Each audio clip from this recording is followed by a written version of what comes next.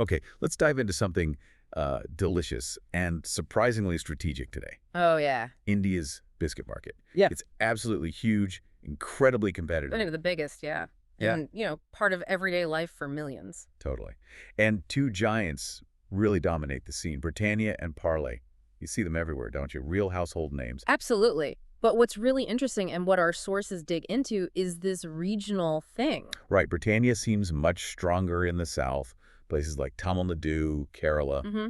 And Parle definitely holds the crown in the north.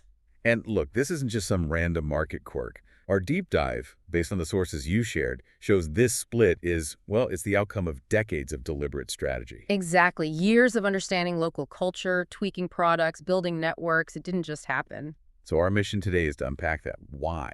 How did they carve out these distinct territories?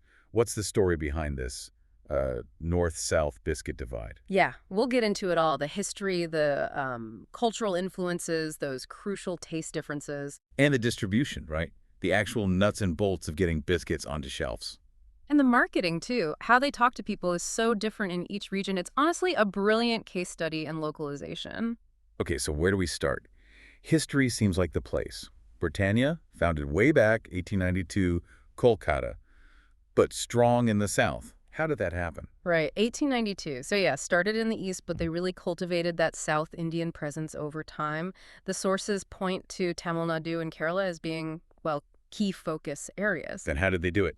Just show up. Huh, not quite. A big part was tailoring their products, building a diverse portfolio that, specifically clicked with South Indian tastes. Okay, so what are those tastes, according to the sources? I mean, how different can biscuit preferences be? Well, quite different, apparently. The sources suggest South Indian consumers generally go for biscuits that are lighter, less sugary, more subtle flavors, maybe. Lighter, less sweet. Okay. And Britannia really leaned into that. Think about their big names there. Marie Gold, Good Day, Milk Yeah. Beakus. They fit that profile. Right, I can see that. And get this, here's a specific detail from the source. Britannia has something like a 90% market share in Tamil Nadu's milk biscuit segment. 90%. Wow. Yeah, that tells you something about their focus on quality, innovation, and really connecting locally, marketing-wise. It wasn't accidental. No kidding, 90% is dominance.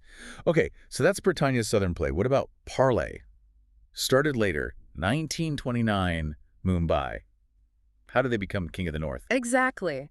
Parle products. Their rise in the north is almost synonymous with one product, Parle G. The icon. Launched in 1939. That's the one. And its success formula was almost, well, basic but brilliant. Incredibly affordable and consistently reliable quality. Just huge value for money. And that value message just really resonated in the north, especially outside the big metros. Absolutely. The sources highlight how that combo, cheap and trustworthy, made Parle G the default choice, particularly in rural and semi-urban areas. Again, a staple. Totally. It got so ingrained that during the pandemic, government agencies, NGOs, they were distributing Parle-G in the north. Because it was cheap, reliable, everyone knew it. Wow, that deep trust and history combined with the price. Yeah, you can see how they cemented their position. Exactly. It wasn't just about being there first. It was about consistently delivering what that specific market valued most. So it really feels like these different taste palettes are absolutely central to the whole story, more than just where they started. Oh, definitely. It's probably the most fundamental piece of the puzzle. The sources really hammer home this contrast. Okay, so South India, lighter, less sweet. Yeah. You mentioned Britannia's core products. How else does their lineup reflect that down south? Well, beyond those mainstays, Britannia also brought in more health-focused options. Things like whole wheat biscuits, digestive biscuits. That taps into a growing trend, especially in the South. Health conscious, okay. And for the city consumers, they've also pushed into, more complex flavors, premium segments, showing innovation there, too. It's not just one note. Got it. Layered approach. So, flip side. What's the northern palate demanding that Parle delivers so well? Sweeter. Definitely sweeter, more traditional flavors, familiar tastes. Think about Parle's big hitters again. Parle G, Crackjack, Hide and Seek. They deliver that sweetness, that crunch. Comfort food, almost. Yeah, kind of. It's about that classic biscuit experience, familiarity. And that familiarity, that nostalgia factor for Parle G. That's huge in the north, isn't it? Massive. For so many families, it's the biscuit they grew up with. It's more than just taste. It's trust. It's memory. So these taste differences aren't just slight variations. They've shaped everything. Product development, marketing, The works. Profoundly. Yeah. Okay, but, having the right biscuit is only part of it. Getting it to people across these huge areas, distribution must be absolutely critical. Oh, it's essential. You can't have a regional empire without a rock-solid supply chain. So Britannia in the South, how did they build out that network effectively? The sources suggest a key factor is having manufacturing plants in the South, strategically located. Ah, closer to the market. Exactly. That means quicker replenishment, fresher biscuits, which matters, and their supply chain focuses on strong partnerships. Modern retail, supermarkets, yes, but also, crucially, those thousands and thousands of small, local Kirana stores. Making sure they're everywhere people shop. Right. Wide accessibility, consistency on the shelf, that's the game. Okay, smart production placement, diverse retail partnerships for Britannia down south. How does Parle manage the North's vastness? Parle's approach in the North is about sheer scale and depth. Just incredible reach. Deeper penetration. Much deeper. Their network isn't just hitting the cities, it goes way out into rural, even remote areas. We're talking tiny little shops, roadside stalls, the informal trade channels that are just huge in the North. So Parle's strength is reaching those places others might not, making sure even the smallest village shop has Parle. Precisely. Their logistics, their ability to service these really small, scattered outlets is a massive advantage up north. And it's built on decades of relationships with local distributors, wholesalers who know the ground. Wow. Deep roots in distribution, too. That deep penetration is fundamental. Yeah. Okay, so biscuit, check. Getting it everywhere, check. Yeah. How do they talk to people differently?